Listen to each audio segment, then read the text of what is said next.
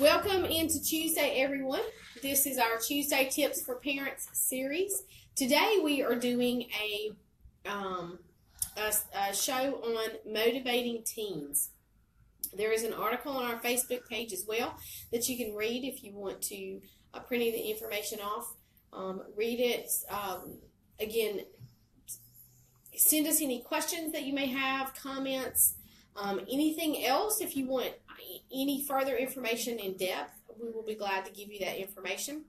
Again, if you have questions that you want to send in, concerns, anything at all, feel free. We have an additional little helper today. Marlene, can you say hello?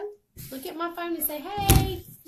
Oh, she's a little shy today. So we have an additional helper today here with us, little Miss Ninja Marlene. But on teens, if you have any particular questions, I'm sure nobody has questions on teens because they're so easy to raise.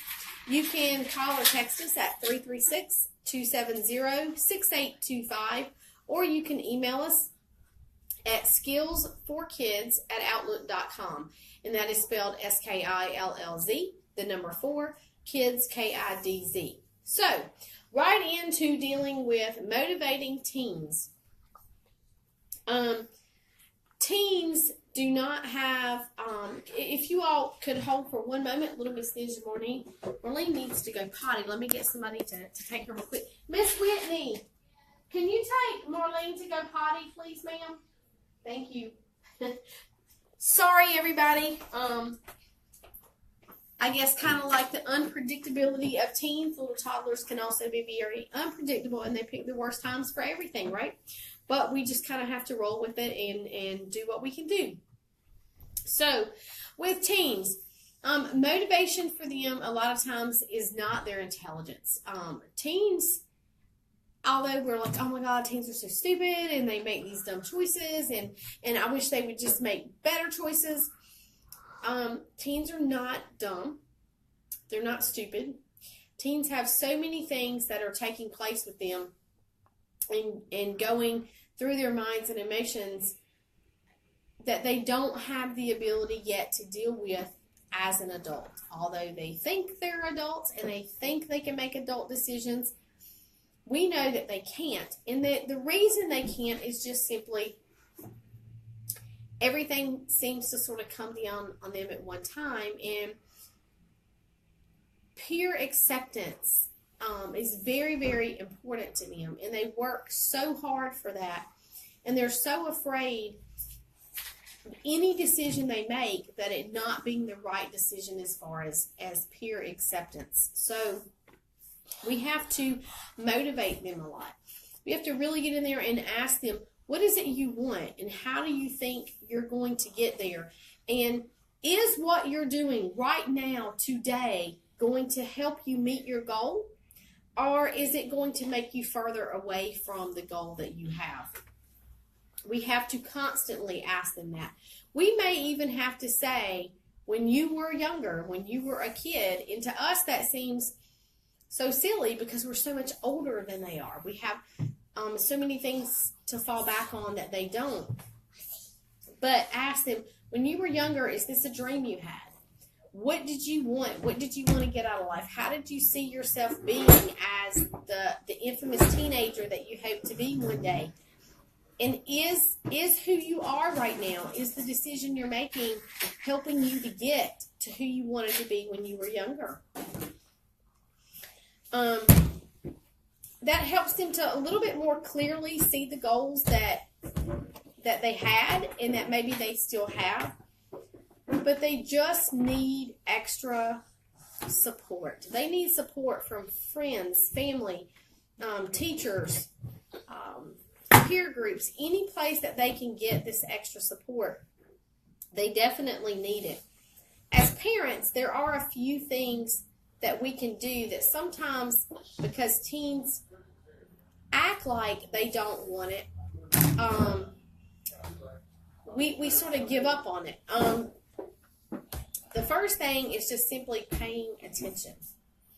We think because they're older and they do have the ability to make a few additional decisions for themselves, they don't need as much attention as they do when they were younger. Well, they actually need more.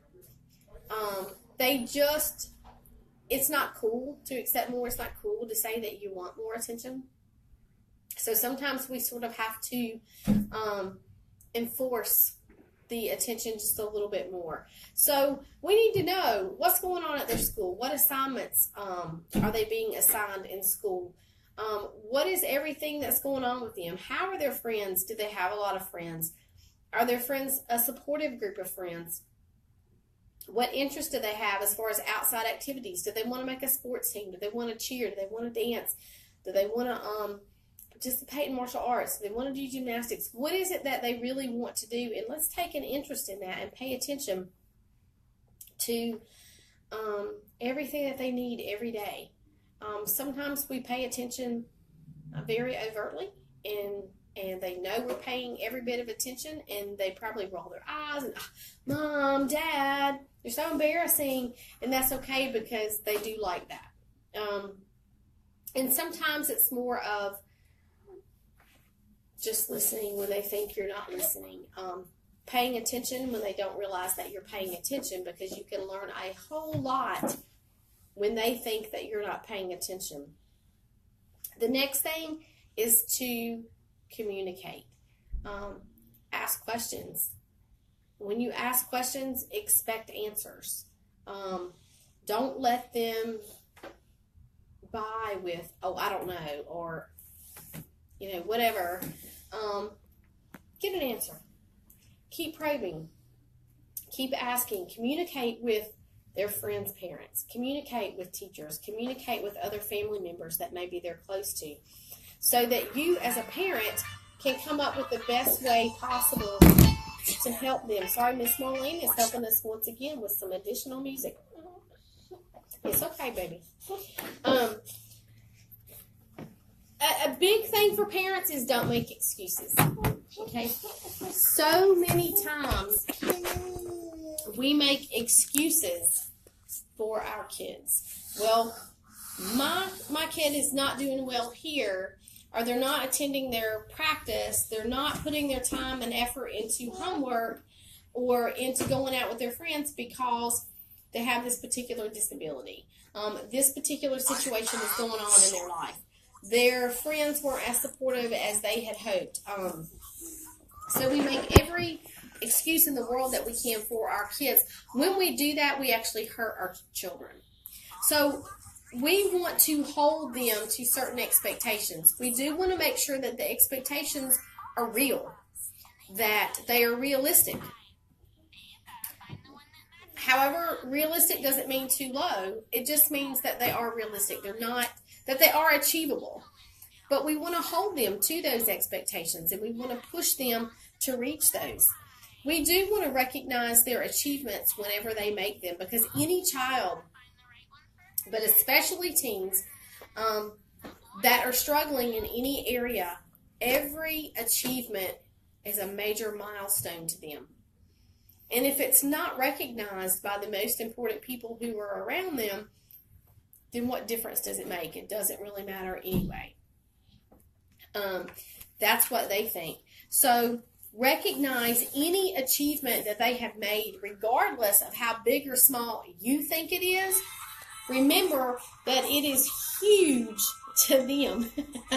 Alex behind my phone is like making faces because we're once again listening to some episodes of Peppa Pig over here. But that is okay. We want to celebrate strengths and increase weaknesses. So any strength that your child has, we want to celebrate that strength. Regardless of how important we think it is a strength that your child has that they can draw on. They can use that to become better in many areas, and they can also use that to become better in areas where maybe they are weak. They can draw on the strength they have from areas where they're really, really good. So it then also becomes our job to get in there and help them develop techniques to become better at their weaknesses, and to realize that it's okay to have a weakness, but it's not okay to just push that weakness under the rug and not make it even better. And last but not least with teens is just don't give up. Don't allow them to give up on themselves, and you don't give up on them. It is much, much easier when the kids are being really resistant and they're acting like they don't want us to talk to them, they don't want us to communicate, and their emotions are all over the place. It's just a lot easier to give up and let them find something else that they want to go do. And it's much easier for them to give up on themselves. They will be glad when you push them. They will be glad when they have accomplished what they want to accomplish. I will leave you with a story of a ninth grader that I once was involved in raising, who joined Color Guard. And about halfway through Color Guard, it was difficult. It was more demanding than she thought, and she wanted to quit. My answer was, no. You will finish this particular season of it. You will finish what you have committed to, because you have committed not only to yourself, but to a team of other people. So when you are done with this particular season, when this part of it is over, if you choose not to do it again, that's okay. However, you will finish this particular part of it, and you will give it 100% because you don't want to let down yourself and your other teammates. Well, she finished that, and I continued on for 3 more years from that point, and came to me at one point and said, I'm so glad you didn't let me quit, because I did not know how much fun I would be having doing this particular activity.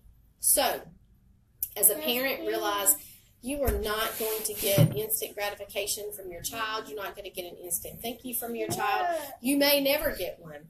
However, when you do, and or if you do, it's going to be several years later when they have matured just a bit and realize that you pushing them was not you trying to be mean and ruin their lives and make everybody hate them.